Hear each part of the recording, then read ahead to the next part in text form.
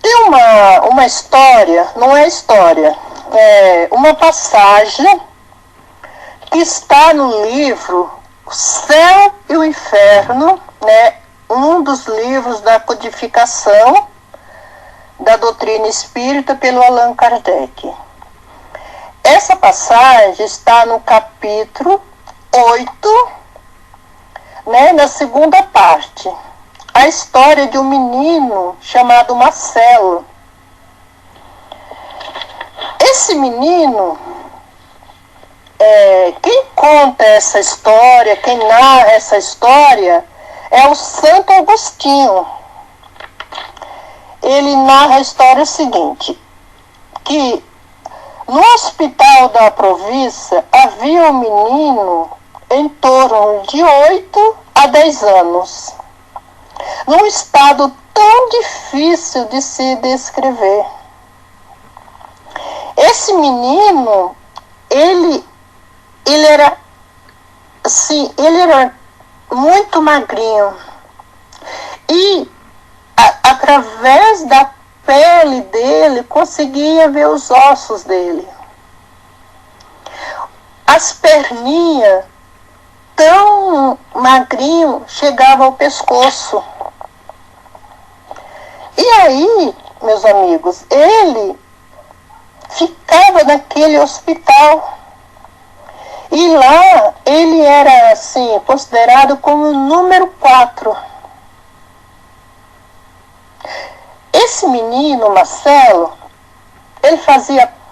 ele era de uma família israelita. E o médico, né, passou a conversar com esse menino, porque ele percebia que ele não recebia visitas. E esse médico passou a ter um carinho por ele, além de cuidar dele, passou a ter um carinho. E aí percebeu que ele era um jovem, né, uma criança de uma inteligência muito grande. E ele passou a conversar com o menino e ficou admirado com aquela inteligência dele, aquela sabedoria dele, com aquela coragem dele, sem reclamar, sem se revoltar, sem chorar. E um dia, o menino chegou para o médico e falou para ele: doutor, me dá uma pílula. E aí ele falou assim: mas para que essa pílula, minha criança?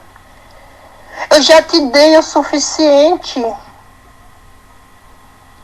E ele disse: é porque eu sinto muitas dores. Eu sofro muito. Mas quando eu tomo essa pílula, quando eu tomo esse remédio, eu durmo. E aí eu não incomodo as pessoas que estão à minha volta. Eu estou apenas fazendo um resumo dessa história. Como eu já falei, que está no livro O Céu e o Inferno.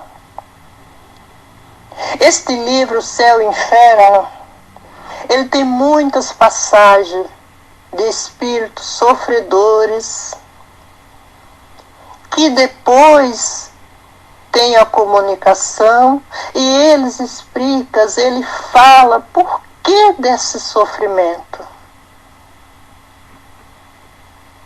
Este menino era uma criança, em torno de 8 a 10 anos.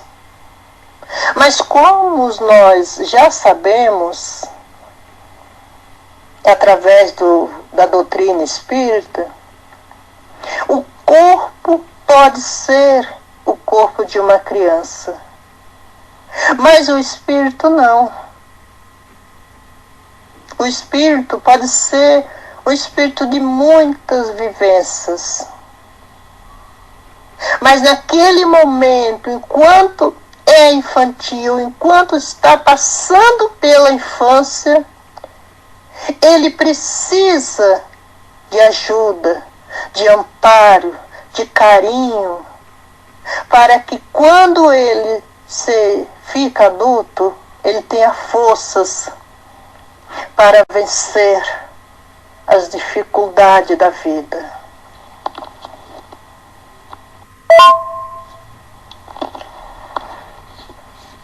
A nossa vida é fácil? Não, não é fácil. De maneira nenhuma não é fácil. Mas culpar as outras pessoas não resolve os problemas. E a paciência, ela começa, aonde que a paciência começa? No nosso lar, na nossa casa. Porque é na nossa casa, no nosso lar, na nossa intimidade, que nós convivemos com as outras pessoas, no íntimo. Porque lá fora, nós temos momento difícil no trabalho, na rua, na escola, no trânsito, em vários lugares. Mas deixamos lá e voltamos para nossa casa. Agora, na nossa casa, nós precisamos conviver. Jesus nos fala para amar os inimigos. Agora, meus amigos, se Jesus nos fala para amar os inimigos, imagine o amor que nós não devemos ter com aquelas pessoas que nós amamos, que convivem conosco. Marido, filho, esposa, irmãos, parentes que estão ali em nossa volta.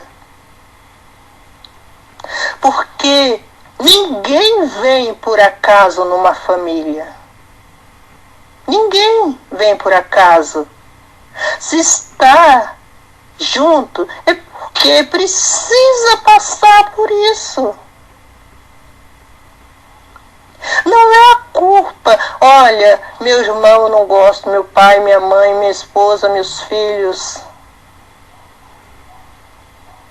Mas também não adianta nada o fingimento.